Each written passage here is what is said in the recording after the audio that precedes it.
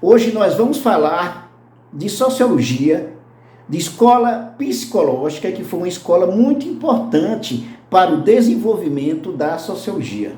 Nós já mostramos como a sociologia foi construída ao longo do tempo, considerando a necessidade de explicação da sociedade a partir das transformações ocorridas com o processo de industrialização.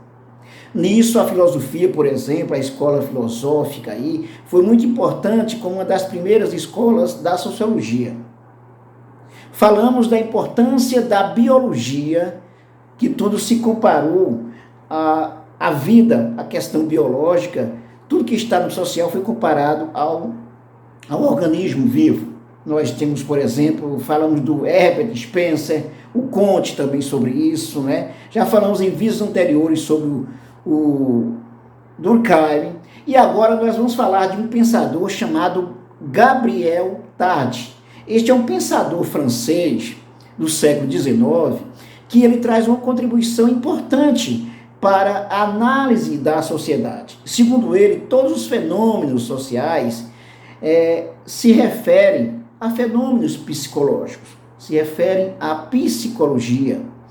É a psicologia que está presente na vida das pessoas. O ser humano, na verdade, ele tem essa capacidade de imitar. Vamos pegar alguns pontos importantes aqui do Gabriel Tarde, quando ele destaca sobre a importância da psicologia para a análise da sociedade, considerando todos os fenômenos sociais, na verdade, como reflexos da psique, reflexo da psicologia. Vamos então. Segundo o Gabriel Tarde, a sociedade não poderia dar um passo à frente, modificar-se sem ser um tesouro de rotina, de macaqueação e de carneirice insondável, incessantemente aumentado pelas gerações sucessivas. A sociedade é, para Gabriel Tarde, uma simples soma de indivíduos a se imitarem reciprocamente. Em sua opinião, a imitação é o fator social por excelência. O grupo social elementar, afirma ele, é o de duas pessoas, uma das quais atua espiritualmente sobre a outra. E assim a relação entre essas duas pessoas é o elemento único e necessário da vida social. Observe que o Gabriel Tarde, ele vai considerar que o fator fundamental das relações sociais, do ser humano na sociedade, é o aspecto psicológico. É a capacidade de imitar. Ele até chama ele dá o nome aqui de carneirice, de imitação. O ser humano, ele simplesmente, ele imita. Ele procura atender às suas necessidades neurológicas, fisiológicas e sociais a partir da capacidade que o cérebro lhe permite. E uma das capacidades é a da imitação.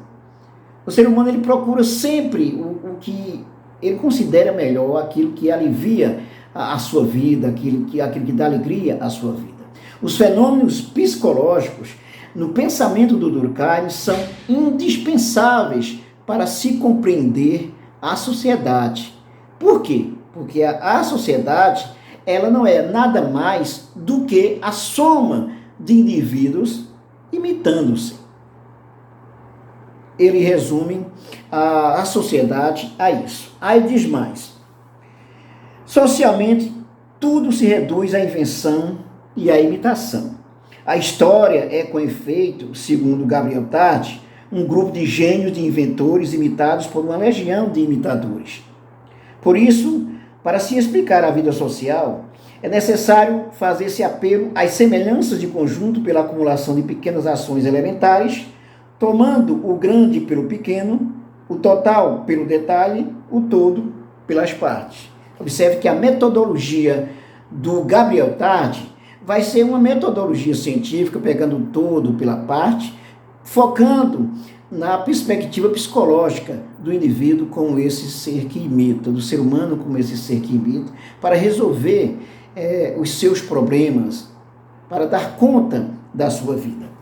Reduzindo, o fenômeno social, em última análise, a um fenômeno psicológico.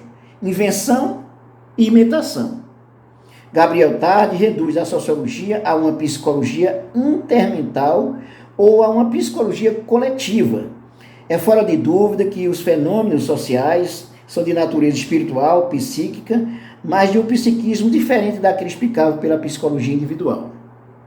O mérito de Gabriel Tarde foi exatamente esse, de demonstrar a natureza psíquica da vida social, repudiando toda e qualquer explicação biológica dos fenômenos sociais. Ele liberou a sociologia da ciência biológica, mas tornou-se subsidiária da psicologia.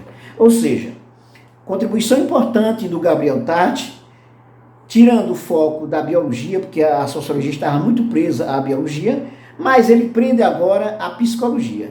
Nesse ponto aí, você percebe que a sociologia está no processo de conhecimento, como se diz, se autoconhecendo, se desenvolvendo. Ela não tem ainda autonomia. Por que ela não tem a autonomia científica? Porque o seu objeto ainda está indefinido.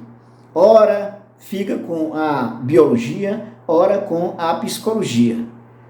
Mas esses aspectos aí foram importantes.